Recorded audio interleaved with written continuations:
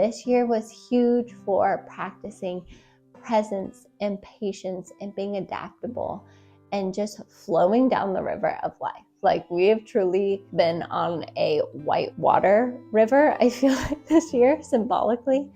But we have truly learned how to flow with the river of life. And I'm so grateful for those lessons.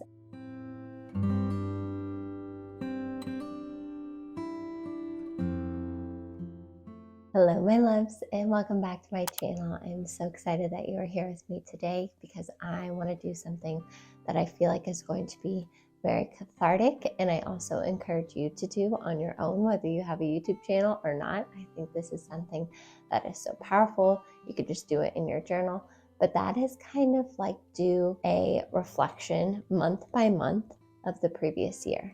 And obviously we are right around the New Year's time. New Year's Eve is actually tomorrow as I'm recording this, but you can really do this at any time in like December, January. You can even do it later on if it feels aligned. But I just think it's so powerful to look back on the previous year and see things that you really enjoyed. Sometimes you did things or took trips or had a meetup with a friend or whatever that you just totally forgot about. Or maybe you went on a walk somewhere new that was just totally magical. And it's also beneficial to look back and see all the lessons that you learned. So this is something that I talked about in a previous video that I did. It's a journal with me for the winter solstice in New Year, so you can go back and do that if that feels aligning. But let's talk a little bit about 2023. So for me personally, 2023 was one of the most transformative years yet, like second to 2020, which I think was transformative for every single one of us. But in this year, we did so much. We changed so much. We both quit our jobs. We moved back across the country from Arizona, where we lived for 6 years, back to the Midwest. We tried to be nomads for a while. We tried out RV life. I lived with my in-laws for like 5 months. I am now doing my podcast and YouTube channel full-time, along with watching Arlo full-time, which finding that balance has been really interesting. We perceivably failed at a lot, but we also had some of the most beautiful moments in my life, like some of the highest highs and the lowest lows. We spent so much time in nature, whether that was in the RV or in our new home here in the St. Louis area. Honestly, I feel like this is something that I'm going to enjoy looking back on. So again, I encourage you to do the same if it feels aligning. Also, by the way, my husband and I are currently taking turns watching Arlo, still something we're trying to find a good balance and flow with. So if you hear him in the background, our house isn't that big. It is what it is. All right, so let's start by reflecting with January 2023. The main thing that jumps out at me from this month is I did a social media detox for pretty much the whole month. I think I did it for an entire month, starting in January into February. And I had never done a social media detox like that before since I had social media, which is like in high school, right? If you're a millennial, you're with me in that we got social media in high school and maybe even part of junior high leading into college. And we've had it ever since. It's been a part of our lives ever since, for most of us at least. But I'd never taken an intentional social media break like that before. And it was transformative. I am wanting to do another one, I think. I don't know if at the start of the new year or just like have social media free days of the week or something, because you don't realize how much it rules your life, how much it dominates your life, how much it influences your mood until you completely take it out. And those were some of my happiest times when I was completely off social media. It kind of was tricky because obviously I'm building a business on social media. Like, I promote my podcast and the videos I record here through social media. So I actually did it through my desktop computer. And it also sparked new ideas on how to promote the podcast. Like, I made business cards for the podcast and I've been posting those around different coffee shops and different businesses that I go to. So it just really gave more room and energy to devote to like other creative things. And I feel like other ideas were coming to me.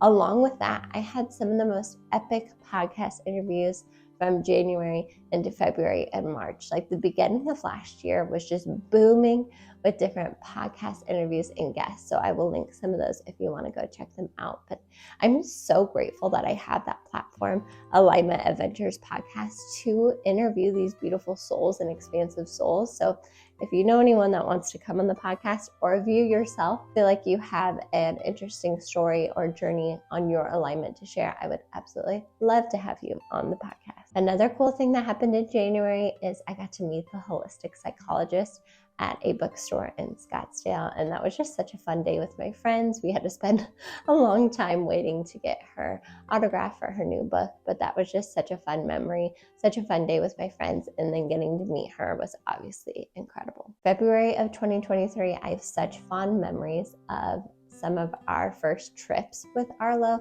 We had taken him on smaller trips before to Flagstaff, Arizona, and we'd take him out on a flight to visit home back in December the previous year. He was still pretty young, like 6 months at this time, but we took him to a different country, to Puerto Peñasco, Mexico, and back to Flagstaff, like back-to-back weekends. And I remember just like feeling so confident in traveling with a baby. Now, obviously things have changed as they get older, as they can move around, as they become more mobile, things can get trickier. But as I'm reflecting back on that time in February 2023, I'm like, we need to still travel with him. We still need to take him on airplanes, on car rides, take him to different places. I just think that's such a beautiful experience, not only for yourself, but also for your children to have. And I made a whole video on this, on how I was like promoting traveling with children and how I know it can be scary, and scary things happen on both of those trips with Arlo. But I'm so glad that we did that. I feel like we were really juicing those last few months in Arizona, and I just have such fond memories with my friends, with my Arizona family in those two locations. Leading into March, which by the way, if you don't remember what you did each month, look at the photos on your phone.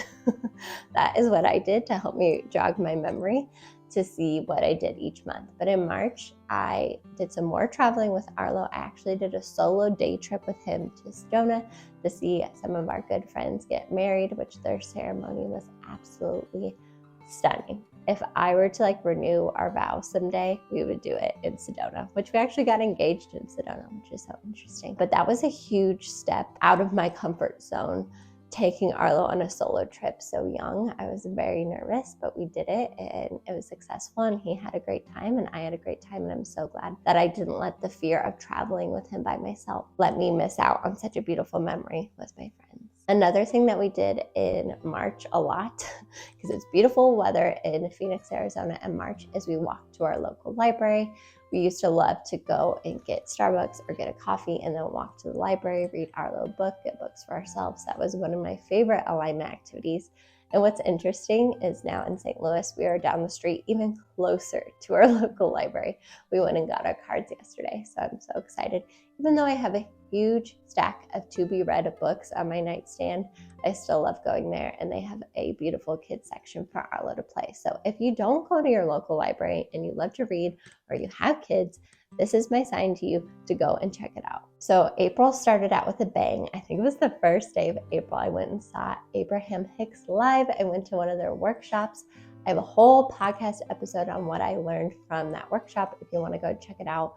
But I am wanting to do so much more of that in the next year, going to see some of my favorite spiritual teachers in person, or going on retreats, or just going to experiences like that that really connect me with maybe like-minded people, or really expand my awareness. But it was so worth it, and I would love to go see them again, maybe even go on an Abraham Hicks cruise. If you don't know who Abraham Hicks is, just search it on YouTube. So much content, and one of my favorite spiritual teachers. We also did some more traveling in April, this time with Steven's parents. We took Arlo to San Diego for a few days, and that was so much fun, even though it was like kind of unseasonably cold. Or maybe not unseasonably cold. I'm just not familiar with the seasons on the California coast. But it was so fun. I'm glad that we went to California one more time while we were so close in Phoenix. It's a beautiful thing about living in the West. Like, it's so easy to jump around from spot to spot. We also took Arlo on his first race. We did Pat's Run, and that was really fun to do with him, and to take turns running with the stroller, which we probably looked ridiculous because we don't have an actual like jogging stroller. We just used the stroller that we had, but that was a really fun memory to make. And then lastly, my mom visited one more time again because we were moving at the end of the next month. So in May 2023, we really, I know I keep saying this, but we really juiced that last month. And we took one more trip to Prescott, Arizona and did a beautiful hike there. We had our going away party with our friends, which was so beautiful. And I truly don't have words to describe what those people mean to me or what that place means to me. We had a bunch of pool time because we have a pool right next to our Phoenix house. And we also went to the aquarium in Scottsdale, which was really fun. I love aquariums. A little morally conflicting for me, like zoos and aquariums. And this is a whole nother video I feel like I can get into in the spring, is just being more eco-conscious. And I don't know if that's something I want to still support. Let me know your thoughts that you have about that in the comments if you have any, but it was really cool to go and see all the aquatic animals in the aquarium. So finally, halfway through the year, beginning of June 2023, we moved back to the Midwest.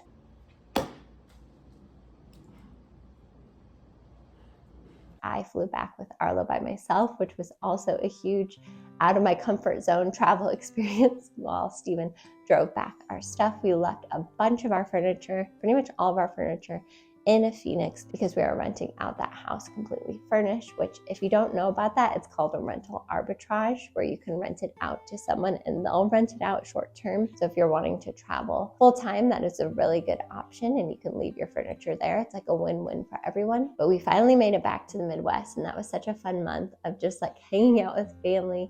We celebrated Arlo's first birthday a little bit early with Arlo Fest. It was a Woodstock themed birthday because we got his name from Arlo Guthrie. That's a whole story to itself.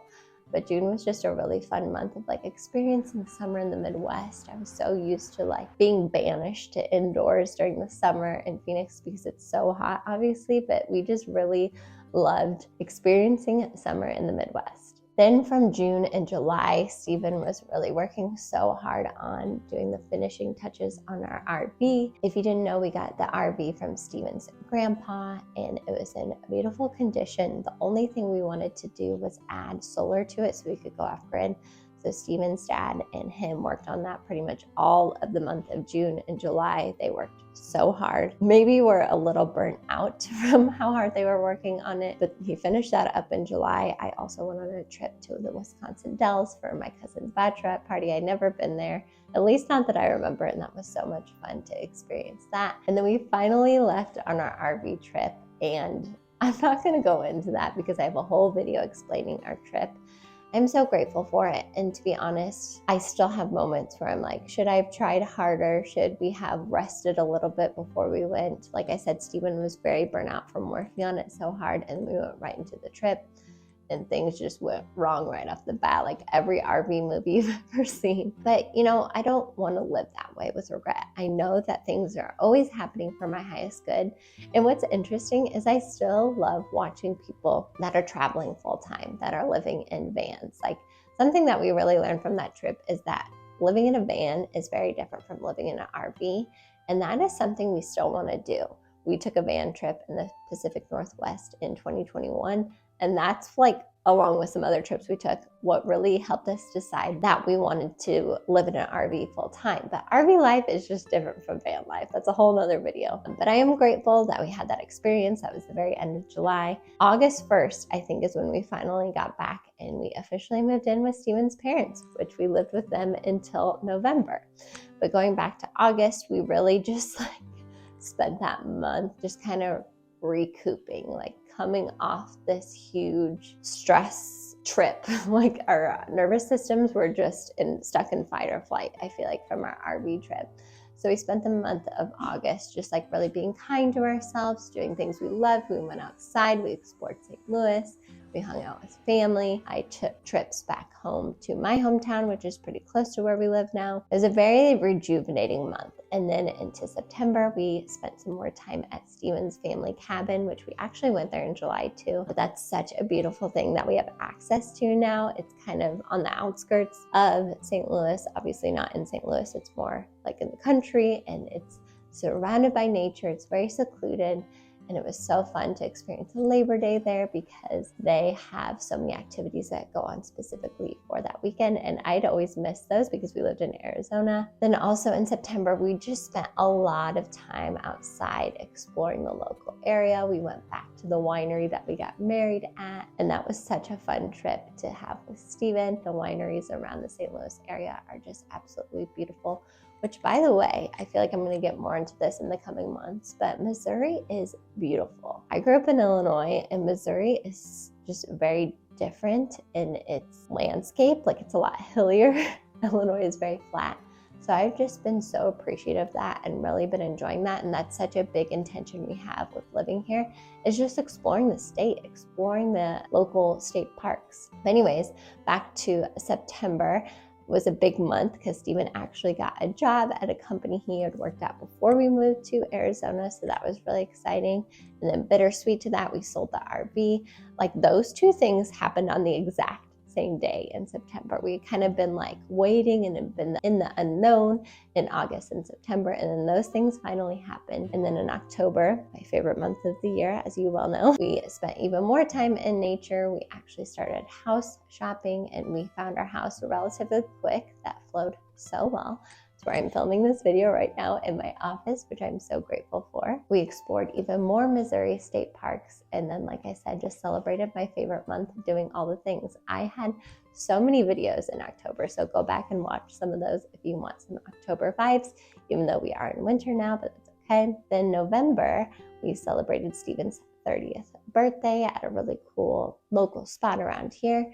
And we had some more practice and patience as we waited to close on our house, just some delays there, which ended up being okay because we were staying at Steven's parents' house this whole time, which I really am so grateful for that and have very fond memories of that. I know living with your in-laws may give some of you many different thoughts, but it was such a wonderful experience for us. And I'm so grateful that they allowed us to stay there.